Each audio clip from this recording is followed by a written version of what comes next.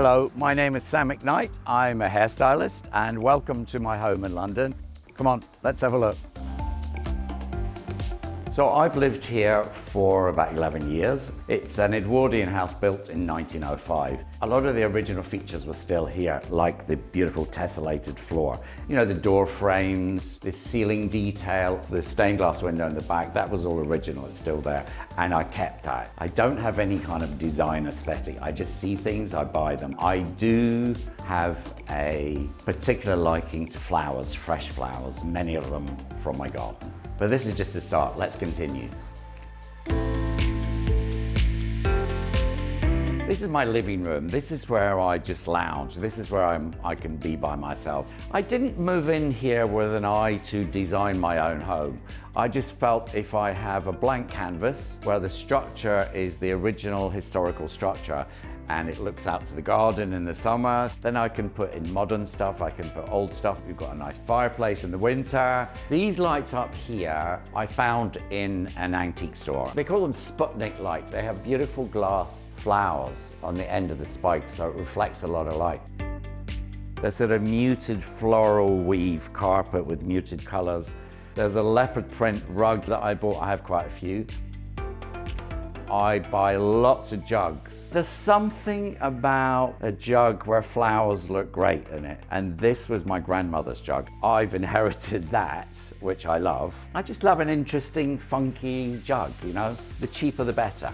This is one of my prized possessions. This was a gift from Karl Lagerfeld. I worked with Karl on Chanel for many, many years, and one of my favorite shows was the Chanel supermarket show.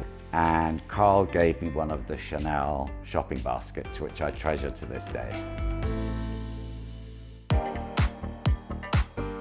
So this is my library. I built some shelves which kind of became more shelves and became a library, and now my books are kept very well. So this is a book called Hair by Sam McKnight. It does what it says on the tin. I was asked to do quite a large exhibition of my work. It was the first hair exhibition that's ever been done in this country. I then had to edit 40,000 images down to about 900, which are all kind of packed beautifully in this gorgeous book. I put the leopard carpet there because I found it in a sale, and I love a half-price bargain, and it looked really good, so home it came. I tend to collect a lot of pillows because, well, you can't go wrong with a pillow, can you? I like things to have a bit of joy in them. A few sort of frivolous pillows can bring a little colourful joy into a room. These curtains come from the last lace-making looms in Scotland. MYB textiles, they're called. The pattern reflects the mood of the garden, really, with birds and flowers and trees, and they do such a beautiful job. So I have now Scottish lace curtains in all my windows.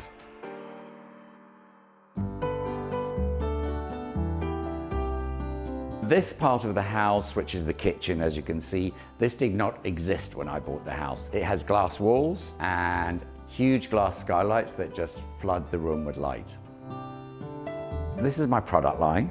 As you can see, the colors are directly inspired by the flowers in my garden. What I love about this room is it feels like you're actually in the garden.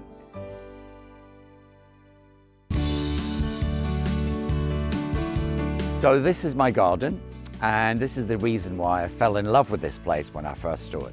A garden is important because being in nature and surrounded by such beauty is incredibly relaxing. For me, the garden isn't about some kind of formal architectural display. Mine is more wild. It's the same as the house. It's completely packed. It's probably overplanted, but that's how I like it. It's just exploding with color and it's incredible. I've packed a lot into this little rectangle. This is my favorite rose. It's called Munstead Wood, and it's the most beautiful dark bluish red, and the roses get really big. They look like sort of crumpled red velvet. They're absolutely divine. That's my absolute favorite. When I'm out here, I've usually got my secateurs in my hand, and I'm usually kind of snipping and chopping, like getting these sweet peas out of the way so that they'll keep flowering. But I like to kind of potter around. It's pure luxury for me having a garden. When I bought the house, it was a rectangle, 120 feet long by 40 feet wide.